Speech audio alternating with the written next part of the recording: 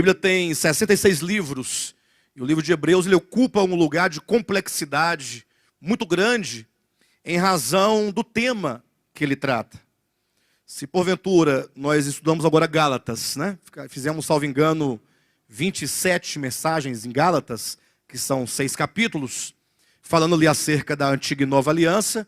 O livro de Hebreus, ele se eleva muito acima de Gálatas, nesse sentido, em razão de ele tratar de um assunto que é central em toda a Escritura. E não somente é central, mas Hebreus trata de um assunto que seria o cerne de toda a Escritura. Ou seja, toda a economia neotestamentária e toda a economia veterotestamentária, o que é isso? Economia é o projeto de Deus, como Deus projetou a sua obra, e isso em 2 testamentos, no Antigo Testamento e no Novo Testamento. Como que se estrutura essa economia divina, como se estrutura o pensamento divino. Então Hebreus vai tratar com categoria essa questão central. Quem compreende ou compreender o livro de Hebreus, terá certeza de que poderá compreender toda a Escritura. Quem não compreende Hebreus, certamente não tem condições de compreender a Escritura Sagrada. A gente vive num tempo em que as pessoas têm a Bíblia, né, disponível em suas mãos, e todos têm certamente uma Bíblia em casa, um exemplar, ou 2 ou 3, e há várias versões de Bíblias, e há muitos cristãos, inclusive muitos pregadores, muitos pastores, muitos missionários, muitos mestres.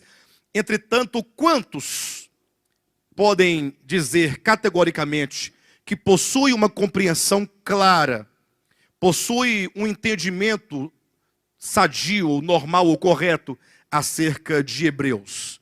Quantos?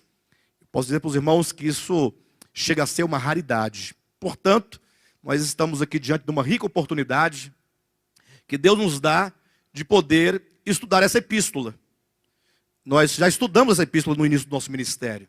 Não sei quantos irmãos se lembram. Lembra, Josué? Talvez não foi no seu tempo ainda, tá? Mas nós chegamos a ver Hebreus, mas não me recordo se nós concluímos esse estudo ou se nós o tratamos de uma maneira muito rápida e, portanto, muito superficial. Dessa vez nós queremos fazê-lo de uma maneira profunda, dialogando essa epístola com toda a Escritura. Tá ok? Eu quero começar hoje lendo apenas um único versículo aqui de Hebreus, que está no capítulo 6, versículo 1. E a partir desse eu quero tecer aqui algumas considerações acerca desse livro. Hoje nós não vamos tratar de nenhum assunto específico, de nenhum capítulo específico dentro desse livro. Tomaremos a aula de hoje em termos de uma consideração geral acerca do contexto sociocultural apologético dessa carta, e eu já explico para os irmãos o que isso significa, tá ok? Leia comigo Hebreus capítulo 6, versículo 1. Por isso, pondo de parte os princípios elementares da doutrina de Cristo, deixemo-nos levar para o que é perfeito, não lançando de novo a base do arrependimento de obras mortas e da fé em Deus, e o ensino de batismos e da imposição de mãos, da ressurreição dos mortos e do juízo eterno. Isso faremos se Deus permitir.